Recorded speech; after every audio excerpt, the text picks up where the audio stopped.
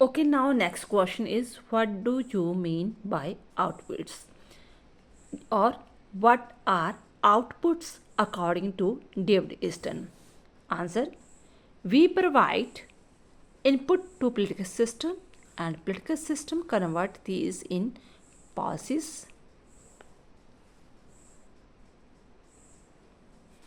or decision, to which David Easton has given the name of output. Once again, पहले हमने political system से क्या दिया उनको? इनपुट, डिमांड्स एंड सपोर्ट्स के रूप में। अब जो हमने डिमांड्स रखी थी या सपोर्ट्स की थी, उसको अब उसने सरकार ने, पॉलिटिकल सिस्टम ने उसे किस चीज़ में कन्वर्ट करना है? पॉलिसी में या डिसीजन में। जो हमारे जो सरकारें, गवर्नमेंट हमारे लिए नए नए कानून बनाकर लेकर आती है, जो नई नई पॉलिसी लेकर आती है, उसे डेविड ईस्टन क्या नेम दे रहा है? आउटपुट का। The output can be in consonance और against our demands which to a great extent depend upon the nature and capacity of the political system.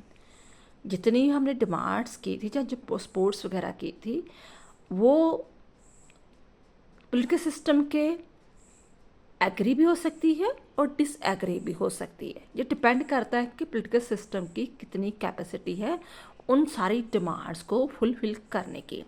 David Easton आगे इस आउटपुट को 4 categorise में डिवाइड करता है। उनको नाम देता है extraction, regulation of behaviour, allocation of goods and service, symbolic outputs. पहले है एक्सट्रैक्शन, जिसे हम निकास भी कहते हैं। Extraction means decision made by political system such as the tributes, taxes, person service।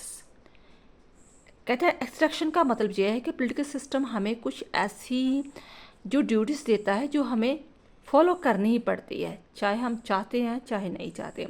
जैसे ट्रिब्यूट्स दो, अपनी श्रद्धा प्रकट करो देश के लिए, ठीक है, देश के कानून के लिए, जो रूल रेगुलेशन बनाए हैं वो चीज़ें वगैरह उसे फॉलो करो। जो सरकार ने टैक्स लगाए हैं, जो अपने पर्सनल सर्विस का ही है कि आपने जो ड्यूटीज़ वगैरह देनी है तो वो फॉलो करना पड़ेगा आपको, वो हो गया एक्सट्रैक्शन। दूसरा हो गया रेगुलेशन ऑफ बिहेवियर, क्योंकि हमने इनपुट में डिमांड की थी ना कि बिहेवियर रेगुलेट होना चाहिए।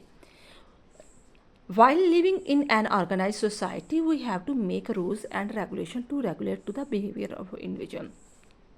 जब हम किसी सोसाइटी में रहते हैं, मान लो कि मैं चंडीगढ़ गया तो मुझे उसके अकॉर्डिंग रूल रेगुलेशन फॉलो करने पड़ेंगे। अगर मैं जयपुर जा रहा हूँ या बॉम्बे जा रहा हूँ तो मुझे उस स्टेट के अकॉर्डिंग रूल रेगुलेशन फॉलो करने पड़ेंगे। तो while living in an organize society, जब हम किसी ऑर्गेनाइज सोसाइटी में रहते हैं तो उस सोसाइटी को ऑर्गेनाइज करने के लिए कुछ रूल रेगुलेशन होते हैं, तो वो हमें फॉलो करने ही पड़ते हैं, ठीक है। Regulation to regulate the behaviour of a individual. Third है allocation of goods and service. अब तो डिमांड्स बहुत सारी होती है लोगों की, ठीक है, कौन कौन सी जो डिमांड्स है जेन्युइन है और किन चीज़ों को हम, जो सरकार है वो रेगुलेट कर सकती है, फॉलो कर सकती है, उससे रिलेटेड जो है पॉलिसी बना सकती है।